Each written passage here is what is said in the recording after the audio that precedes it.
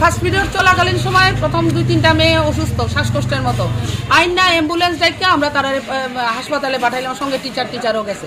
কিছুক্ষণ পরে আরো 2-3টা মেয়ে অসুস্থ বিভিন্ন ক্লাস থেকে। আজকে কয়টার সময় আছেন ম্যাডাম আপনি স্কুলে? 10টা 10। আচ্ছা, কয়টা স্টুডেন্ট আজকে প্রেয়ারের পরে আইছে? ক্লাস 11, 12 বা 10? 11 তো নাই এখন, নাই প্রেয়ারের পরে কতজন আছে? না তো নাই, অল্প কয়েকটা স্টুডেন্ট আছে। যারা আইছে তারারে কি করছেন? তারার ব্যাপারে কি পানিশমেন্ট নিছেন আপনারা? পানিশমেন্ট তো কিছু দিছি না তারারে। কিছু স্টুডেন্ট ম্যাম একটু কিছু স্টুডেন্ট এবং তাদের গার্জিয়ানরা অভিযোগ করছে, লিখিত অভিযোগ, যেটার মধ্যে আপনারা তারারে প্রেয়ারের পরে আইছে দীক্ষা রৌদ্রে দাঁড়া করায় রাখছেন। এটা কি মানতে স্বীকার করতেছেন না অস্বীকার করতেছেন? না, আমরা তারারে মানে এবং আপনার জ্ঞাতার্থে জানাই, এর মধ্যে যে কোনো একজন গার্জিয়ান বিষয়টারে রেকর্ডিং করছে।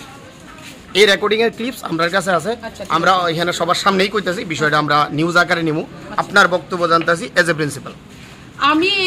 আমি তো আমার রুমে আছিলাম সেই সময়। ভালো স্টুডেন্টরা আমার কাছে আইছিল, আমি ক্লাসে পাঠাই দিছি তারা। আমি কিছু যাও আমার রুম থেকে যাও, ক্লাসে যাও। কেন আইছিল তারা দেরিতে আইছিল, ক্লাস টিচার আমার কাছে পাঠাইছে। তা এমন রোজই হয়, দেরিতে আইলে পাঠাই, আমি কয়ে দিই, মানে যেটা অ্যাজ ইউজুয়াল আমরা কই যে টাইমলি স্কুলে আয়ো, স্কুলের টাইম মেনটেন করা চলে, এটা সব স্টুডেন্টের ক্ষেত্রে একই কথা কয়ে দিই। ওই রকম কয়ে আমি ক্লাসে পাঠিয়ে দিছি। তখন তো আমি ফার্স্ট পিরিয়ডে আমাদের প্রফেশনাল রুটিন ও অন্যান্য কাজে আমি তো রুমেই আসছিলাম, রুমেই ব্যস্ত আসলাম, তখন আমি বাইরেও আসছিলাম। আপনি এই বক্তব্যটারে মানতেছেন না যে তারা প্রেয়ারের পরে আসাতে তারারে রোদের মধ্যে দাঁড়া করা হয়েছিল? আপনি মানেন কি মানেন না? মানা না তো আমি আপনি দেখছি না, এই ঘটনাটা আমি দেখছি, মানে হইছে, মানে এরকম আমি জানি না, ব্যাপারটা আমার নলেজের বাইরে। যদি আমি এরকম দেখতাম অবশ্যই তারারে ঢুকাইতাম, কিন্তু এরকম হওয়ার কথা না। টিচাররা এমন ভাবে কোন স্টুডেন্টকে আমরা রোদে দাঁড় করাই না, কোনোদিনই করাই না। ম্যাম সম্মানের সাথে কইতেছি, ভিডিও ক্লিপ